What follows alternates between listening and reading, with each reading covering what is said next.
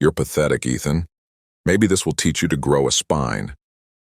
Those were the last words my wife Celeste screamed at me before she floored the accelerator and left me standing in a truck stop parking lot in Flagstaff, Arizona, 300 miles from our home in San Diego. My phone was in her purse. My wallet was in the glove compartment. All I had were the clothes on my back and the horrifying realization that the woman I'd been married to for 6 years had just abandoned me in the middle of the desert. My name is Ethan Caldwell. I'm 31 years old and I work as a quality control supervisor at Ocean View Manufacturing, a medical device company in San Diego. I'd been married to Celeste for what I thought were 6 happy years. We'd met at a friend's barbecue where she was working as a freelance graphic designer, and I was instantly drawn to her confidence and creative energy. She had this way of lighting up a room, of making everyone around her feel important and heard. The trip to Flagstaff was supposed to be a celebration. Celeste had just landed a major contract with a Phoenix marketing firm, and she wanted to drive up to celebrate at some boutique resort she'd found online. "Just the two of us," she'd said, "like we used to do before life got so busy." I'd been working overtime for months, trying to save up for the down payment on a house, so the idea of a romantic weekend getaway sounded perfect. We'd left San Diego early Friday morning in her Honda Civic, planning to spend the weekend hiking, exploring the local art scene, and just reconnecting as a couple. The drive up had been normal: music, conversation, stopping for gas and snacks. Celeste seemed excited, maybe even a little giddy, but I attributed that to landing the big contract. Looking back now, I should have noticed the signs. How she kept checking her phone and smiling at messages she wouldn't show me. How she'd packed my things for me, insisting I didn't need to bring my phone charger or extra cash because we're doing this together. How she'd specifically chosen a route that would take us through some of the most remote stretches of Arizona highway. But I trusted her. After 6 years of marriage, why wouldn't I? The truck stop was one of those massive travel centers you see along interstate highways, complete with a McDonald's, a gift shop, and dozens of fuel pumps. We'd stopped because Celeste said she needed to use the restroom and grab some coffee for the final stretch to our hotel. I offered to fill up the tank while she went inside, but she waved me off. "I've got it, babe. Just stretch your legs." I walked around the parking lot, enjoying the crisp October air and the mountain views. Arizona was beautiful this time of year, and I found myself thinking about how lucky we were to be able to take trips like this. I reached for my phone to take a picture of the sunset, but remembered I'd left it in Celeste's purse when we stopped for lunch earlier. When I came back to where we'd parked, Celeste was already in the driver's seat with the engine running. The passenger door was locked. I knocked on the window, confused. She rolled it down about 2 inches, just enough to talk. "Get in the car, Celeste," I said, walking around to the passenger side. "What's going on?" "Actually, Ethan," she said, and there was something cold in her voice I'd never heard before. "I think you need to learn some life skills." "What are you talking about?" She held up my phone and wallet, waving them at me through the gap in the window. "You're always so dependent on me for everything. When's the last time you solved a problem on your own? When's the last time you did something without asking me first?" I stared at her, my brain struggling to process what was happening. "Celeste, this isn't funny. Whatever joke this is, cut it out and unlock the door." Her smile was sharp and mean. "It's not a joke, Ethan. It's a wake-up call. You're 31 years old, and you act like you can't tie your shoes without permission. Maybe if you have to figure out how to get home on your own, you'll finally grow up." "You're pathetic, Ethan. Maybe this will teach you to grow a spine." The Honda's tires squealed as she gunned it out of the parking lot, leaving me standing there in a cloud of exhaust and disbelief. I stood in that truck stop parking lot for what felt like hours, but was probably only 10 minutes, waiting for Celeste to come back. This had to be some kind of elaborate joke. She'd drive around the block, maybe stop at a gas station down the road, and then come back laughing about how she'd gotten me good. That was the only explanation that made sense. But the minutes ticked by, and there was no sign of her Honda. I walked back into the truck stop, scanning the parking lot through the windows, hoping to see her car pulling back in. Nothing. I asked the clerk at the counter if he'd seen a woman with long dark hair driving a silver Honda Civic. "Yeah, she peeled out of here about 15 minutes ago," he said, not looking up from his magazine. Looked like she was in a hurry. The reality of the situation began to sink in. I patted my pockets instinctively, even though I knew they were empty. No phone, no wallet, no ID, no credit cards, no cash. I had exactly what I was wearing. Jeans, a t-shirt, sneakers, and a light jacket that wouldn't be much good if I had to spend the night outside. I tried to remember if I'd seen any payphones on the way in. Did payphones even exist anymore? I hadn't used one in probably 15 years. Even if I found one, who would I call? I couldn't remember anyone's phone number by heart.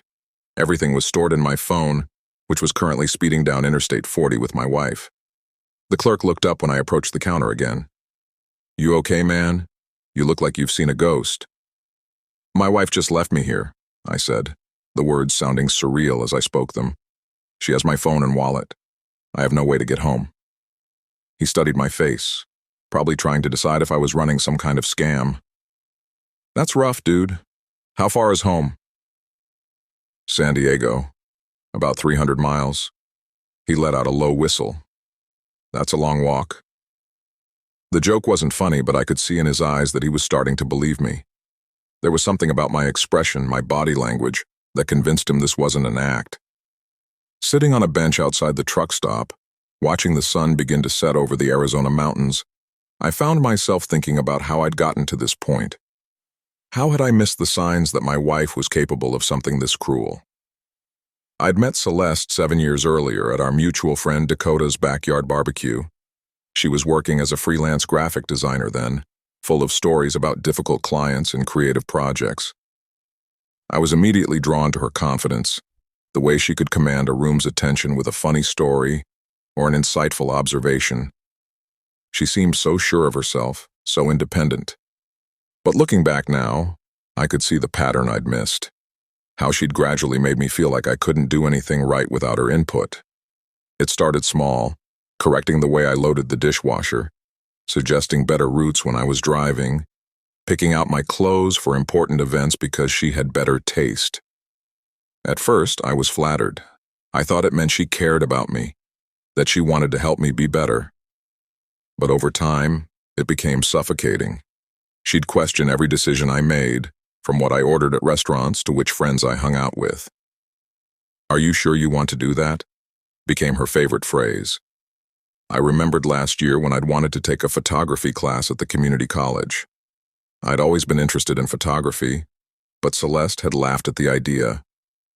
"Ethan, you can barely figure out the settings on your phone camera. Why would you waste money on a class?" I dropped the idea, telling myself she was probably right, or the time I'd suggested we try a new hiking trail that my coworker Brennan had recommended. Celeste had rolled her eyes. "Since when do you know anything about hiking? I'll pick the trail. At least I do research instead of just going wherever someone tells me to go." The worst part was how she'd started treating me in front of other people. Little comments that seemed like jokes but had an edge to them. "Oh, don't ask Ethan to make decisions. He needs at least 3 people to tell him what to do first." Everyone would laugh, including me, but it stung. I'd started second-guessing everything I did, running decisions by her before I made them, asking for her opinion on things I should have been able to handle myself. The truck stop clerk, whose name tag read Tommy, let me use the landline behind the counter to call the one number I could remember, my childhood home. My parents had kept the same number for 30 years, and somehow it was still burned into my memory. My mother answered on the 3rd ring. "Hello? Mom, it's Ethan. I need help." There was a pause. "Ethan? You sound strange. Where are you calling from?" I explained the situation as calmly as I could, trying not to sound like I was having a breakdown. Mom listened without interrupting, which was unusual for her. When I finished, there was a long silence. "Are you sure this isn't some kind of misunderstanding?" she asked finally. "Maybe Celeste got confused, or—" "Mom, she has my phone and wallet. She left me here on purpose." Another pause. "Okay, honey. Your father and I will drive up to get you. Stay where you are." But Flagstaff was a 6-hour drive from their house in Phoenix. By the time they arrived, it would be well past midnight. I told them I'd figure out another way, that I didn't want them driving that far at night. Tommy overheard the conversation and suggested the Greyhound station. "There's a bus to Phoenix at 6 a.m., he said. "Then you can probably catch a connection to San Diego." But I had no money for a bus ticket, no ID to prove who I was. I was stuck. As the hours passed, I found myself pacing the truck stop, playing and replaying the scene in the parking lot. The cold look in Celeste's eyes, the way she'd held up my phone and wallet like trophies, the complete lack of hesitation when she'd driven away. This wasn't a spontaneous decision. This was planned. She'd brought me here specifically to abandon me. The realization hit me like a physical blow. My wife, the woman I'd shared a bed with for 6 years, the woman I'd made joint financial decisions with, the woman I'd planned to have children with, had deliberately stranded me 300 miles from home. Around 2 a.m., a trucker named Lyle offered to let me sleep in his cab. He was hauling a load to Los Angeles and would be passing through San Diego. "I can't take passengers officially," he said, "but I can't let you sleep in the parking lot either." The 12-hour ride in Lyle's cab gave me plenty of time to think. He was a quiet man, content to let me process what had happened without trying to fill the silence with small talk. Somewhere outside of Palm Springs, as the sun was rising over the desert, I asked him to borrow his phone. I called my work to tell them I'd be out sick. Then I called my neighbor, Mrs. Chen, and asked her to check if Celeste's car was in our driveway. It wasn't. When Lyle dropped me off at my house around 10 a.m., I stood on the front porch for a full minute before using my hidden spare key to get inside. The house felt different somehow, like I was seeing it for the first time. Everything was exactly as we'd left it Friday morning, but there was an emptiness that went beyond Celeste's absence. I went straight to our home office and opened Celeste's laptop. She'd always been careless about logging out of her accounts, and I'd never felt the need to check up on her before. But now, sitting at her desk, I felt like I was investigating a stranger. Her email was open, and there it was, a thread with her sister Miranda and her best friend Sage that went back 3 weeks. The subject line was Operation Independence. Miranda, "Are you really going to go through with this? It seems kind of extreme." Sage, "No, Miranda, this is exactly what he needs. Ethan's been babied his whole life. Remember how he couldn't even order food at restaurants without asking what Celeste wanted first? Celeste, trust me, this will be good for him in the long run. He needs to learn that he can't depend on me for everything." I scrolled through weeks of planning. They'd researched the exact location, chosen the truck stop because it was far enough from major cities to make getting home difficult but not impossible. They'd debated whether to take my phone, my wallet, or both. Sage had suggested just taking the phone. He'll figure out how to get money. But Celeste had insisted on both. No, he needs the full experience. He's never had to solve a real problem in his life. The worst part was reading their predictions about my reaction. Miranda had bet that I'd call the police. Sage thought I'd find someone to loan me money. Celeste was confident I'd probably just sit there and cry until someone felt sorry for him. They'd even made plans for when I got home. Celeste would act surprised that I was upset, play it off as a harmless prank that I was taking too seriously. I closed the laptop and sat in the quiet house for a long time. Outside, I could hear our neighbor's dog barking and the distant sound of traffic on the highway. Normal sounds from a normal Saturday morning. But nothing felt normal anymore. I walked through the house, looking at the life Celeste and I had built together. The couch we'd picked out at IKEA after 3 different store visits because she wanted to make sure we were making the right choice. The kitchen where she'd gradually taken over all the cooking because I never seasoned things properly. The bedroom where she'd rearranged the furniture 4 times in the past year because I apparently had no eye for design. In the bathroom, I caught sight of myself in the mirror. I looked exhausted, defeated. But underneath the tiredness, I saw something else. Anger. Not the explosive kind, but the cold, determined kind that comes from finally understanding how someone really sees you. I went to the bedroom and pulled out my old duffel bag from the closet. I started packing methodically. Clothes, toiletries, important documents. I took only what belonged to me, nothing that was ours together. While I packed, I thought about all the times I'd apologized to keep the peace, all the times I'd changed my mind because Celeste had a better idea. all the times I'd shrunk myself to make her feel bigger. I found my old backup phone in the nightstand drawer and powered it on. Then I called my brother Theo in Sacramento. "Ethan, I haven't heard from you in months. How are you? I need to ask you something, and I need you to be honest with me. When you've been around Celeste and me together, what do you see?" There was a pause. "That's a weird question, man. What's going on? Just answer me, please." Theo was quiet for a moment.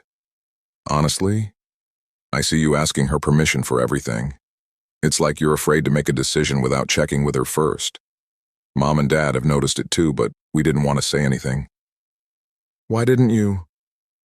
"Because you seemed happy, and we figured if it bothered you enough, you'd do something about it." I told him what had happened in Flagstaff. When I finished, there was a long silence. "Jesus, Ethan, that's not a prank, that's psychological abuse." "I'm leaving her, Theo. I'm leaving today." "Good. You can stay with me as long as you need to." I left the house without a note, without explanation, without looking back. I drove my old Toyota truck north toward Sacramento, feeling lighter with every mile. For the first time in years, I was making a decision entirely on my own, without input or permission from anyone. Theo lived in a small apartment near the university where he taught history. When I showed up at his door with my duffel bag, he took one look at my face and pulled me into a hug. "I'm proud of you," he said simply. I'd been there for 3 days when my phone started ringing. Celeste was back. I let it go to voicemail, then listened to the message. "Ethan, where are you? I came home and you're just gone. This isn't like you. Look, I know you're probably upset about the Flagstaff thing, but you're completely overreacting. It was just a prank. Call me back." No apology, no acknowledgement of what she'd done. Just irritation that I'd had the audacity to disappear on her. I deleted the message and blocked her number. An hour later, my phone rang again. This time it was Miranda, Celeste's sister. "Ethan, what the hell is wrong with you? Celeste is worried sick. She said you just vanished." "Did she tell you what she did to me in Flagstaff?" "She said it was a harmless prank that you're blowing out of proportion. You left her stranded without a word. That's not like you." I almost laughed. She left me stranded first, 300 miles from home, without my phone or wallet. "It was a joke, Ethan. Jesus, when did you become so sensitive?" I hung up and blocked her number too. The calls kept coming. Sage, Celeste's co-workers, even our mutual friend Dakota, who'd apparently been recruited to the cause. The message was always the same. I was overreacting. It was just a prank. Celeste was worried about me. Finally, my mother called. "Ethan, honey, Celeste came by the house. She's very upset. She says you disappeared after some kind of argument." "Mom, she abandoned me in Arizona. I told you this." "I know, but she says it was just a joke that went too far. She seems really sorry." I could hear it in my mother's voice, the doubt. Celeste had always been charming, and she was good at making people see her side of things. She'd convinced my own mother that I was the one being unreasonable. 2 weeks later, I was settling into a routine in Sacramento. I'd transferred to a quality control position at a medical device company there, and Theo had convinced me to start seeing a therapist named Dr. Kim. She specialized in emotional abuse recovery, and she was the first person who didn't try to minimize what had happened to me. "What your wife did wasn't a prank," she said during our second session. "It was a calculated act of cruelty designed to humiliate you and demonstrate her power over you." I was finally starting to believe that. That's when Celeste showed up. I was coming home from work on a Thursday evening when I saw her Honda parked outside Theo's apartment complex. She was leaning against the driver's door, arms crossed, looking exactly like she had that day in Flagstaff when she'd driven away. "We need to talk," she said when she saw me. "No, we don't." "Ethan, this is ridiculous. You can't just disappear from our marriage because you got your feelings hurt." "I didn't disappear, I left. There's a difference." She followed me toward the building, her voice getting louder. "You're being childish. It was a prank. People play pranks on each other all the time." I stopped walking and turned to face her. "Tell me something, Celeste. When you drove away from that truck stop, when you left me standing there with nothing, What did you think was going to happen? I thought you'd figure it out. I thought you'd grow up a little. And when I got home? What then? She hesitated. I thought we'd laugh about it. I thought you'd see that you're stronger than you think you are. So you never planned to apologize. Apologize for what? For trying to help you? I could see Theo watching from his window upstairs. He'd offered to come down, but I'd told him I needed to handle this myself. I want a divorce, I said. The color drained from her face. You don't mean that. I've already contacted a lawyer. You'll be served with papers next week. For the first time since I'd known her, Celeste looked genuinely shocked. You can't be serious over a stupid prank? Over 6 years of you making me feel like I can't do anything right. Over you planning with your sister and your friend to humiliate me. Over you leaving me stranded and then trying to convince everyone that I'm the problem. Ethan, please, we can work this out. No, we can't. Because you don't think you did anything wrong. The divorce took 6 months to finalize. Celeste fought it, not because she wanted to save our marriage, but because she couldn't accept that I was capable of making such a major decision without her input. Her lawyer tried to argue that I'd abandoned the marriage, but the email evidence I'd found made it clear who had actually done the abandoning. During those 6 months, I discovered who I was without someone constantly critiquing my choices. I started taking that photography class I'd wanted to take years earlier. I learned to cook more than just basic meals. I began reading books that interested me, not just the ones Celeste had recommended. Most importantly, I learned to trust my own judgment again. Dr. Kim helped me understand that what I'd experienced was a form of psychological abuse called learned helplessness. Celeste had systematically undermined my confidence in my own abilities until I genuinely believed I couldn't function without her guidance. The truck stop incident wasn't the beginning of the abuse, Dr. Kim explained. It was the culmination of years of manipulation. She wanted to prove to you, and to herself, that you were as helpless as she'd made you feel. I started making friends at work, people who knew me as Ethan, not as Celeste's husband. I joined a hiking group and discovered I was actually pretty good at reading trail maps and planning routes. I bought a camera and started taking weekend trips to photograph landscapes. Each small success built on the last. Each decision I made independently proved to me that I was capable of more than I'd been led to believe. Theo was incredible during this time. He never said "I told you so" or pushed me to move on faster than I was ready. He just provided a safe space for me to rebuild my sense of self. You're different, he said one evening as we sat on his porch, looking through some of my recent photographs. You seem more present, more yourself. He was right. For the first time in years, I felt like I was living my own life instead of performing the role of someone else's inadequate partner. The divorce was finalized on a Tuesday in March. I drove to the courthouse alone, signed the papers, and walked out into the Sacramento sunshine, a free man. I felt lighter than I had in years. That weekend, I drove down to San Diego to pick up the last of my belongings from our old house. 2 years after that truck stop in Flagstaff, I barely recognized the man I used to be.